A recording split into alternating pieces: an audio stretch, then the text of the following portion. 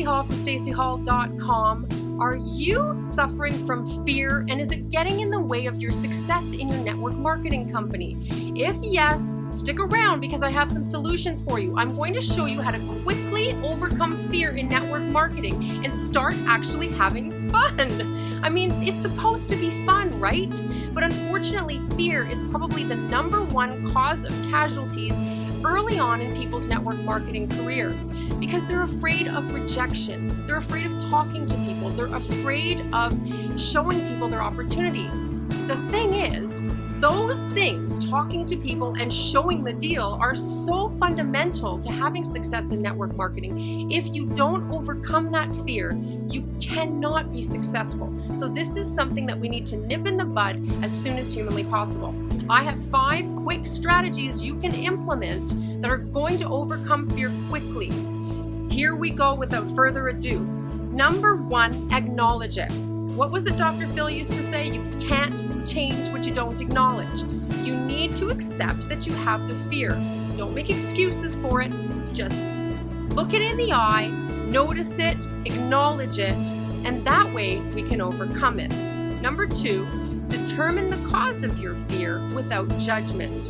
This isn't a question of trying to make ourselves feel bad. What we're trying to do is just figure out where it's coming from.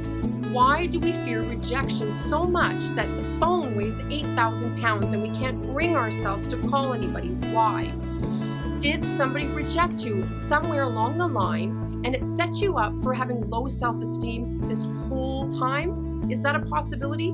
Try and figure out where it's coming from, because understanding the fear gets you one step closer to dealing with it. Number 3, very important, reframe your purpose. One of the biggest objections you will get in this business is that people don't want to sell anything. People hate being perceived as salesy. The thing is, this isn't about sales. This is relationship marketing. This is about sharing a concept with people.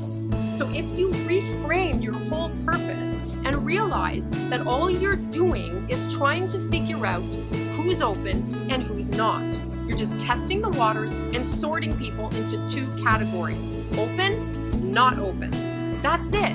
You take the people who are open, you show them the deal, and it's your job to make sure that they see it and understand it. Nothing more. It's not your responsibility to convince, cajole, connive in any other way, shape, or form, chase, or try and get people to do something they don't want to do.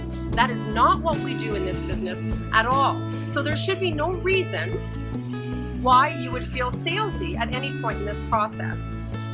You want to look at this as all you're doing is figuring out who's looking for you. You're trying to find those people. The other people, it doesn't matter because it's not for them. When you start looking at it from that angle, the fear kind of just fades away because there is no rejection then. They're either in or they're out. It doesn't really matter to you, right? I hope that makes sense. Number 4, detach from the outcome. This one actually plays right into number 3, right? You shouldn't care whether somebody says yes or no. It has no bearing on your life. You need people, of course, to be successful, but you don't need any one person. One of my mentors, Matt Morris, he's a top leader in my primary company, and he actually explains this in a way that I think is really brilliant. He says, imagine that you are waiting tables in a restaurant and you're going around to your tables and you're offering people dessert after their meal. So you're going up to the table and you're saying, hey, can I interest you in some dessert? The person's going to say yes, or they're going to say no. As somebody who's waiting on their table, do you care if they want dessert? No, you don't, right? It's yes or no. Who cares?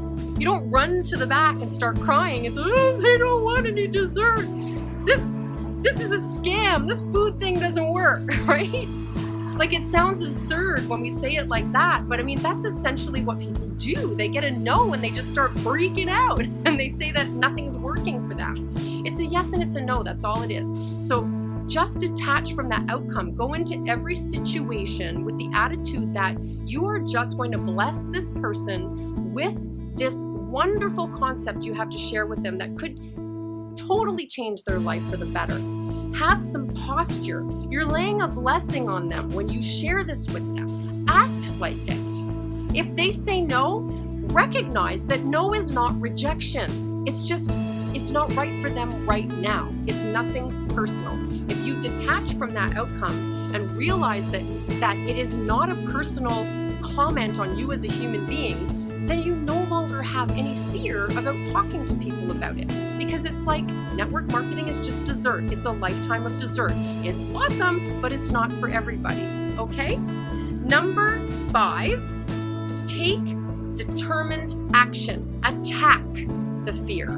Take determined action. So there's nothing that will kill fear quicker than all-out massive action. Just lean into that fear a little bit. You don't have to tackle it all in one day, but just lean into it just a little bit every single day. Get a little uncomfortable.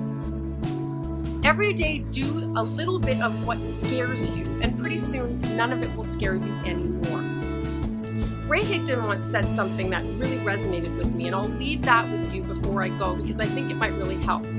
When you feel that fear, when you're about to do something that elicits that fear in you, look at it and see the size of it. Look at it and compare that fear to the massive size of your why. And ask yourself if it isn't worth getting a little bit uncomfortable for a season to have what you want for the rest of your life. I hope that helps. I hope those 5 tips really provide you with some strategies that you can implement and start tackling that fear now. Because if you can overcome fear in network marketing, it really does start to be a lot of fun, I promise you. All right, if you're not on my blog, head on over to my blog at stacyhall.com. Soak up some of the free training there. I've got lots of stuff for you. Hop on my newsletter, enter your best email address, and get on my newsletter so I can keep you around the campfire and start making sure to invite you to the great trainings and all the tips, tricks, and strategies that I share with the people who are on my list. Have yourselves an awesome day. I will see you guys on the next one. Bye for now.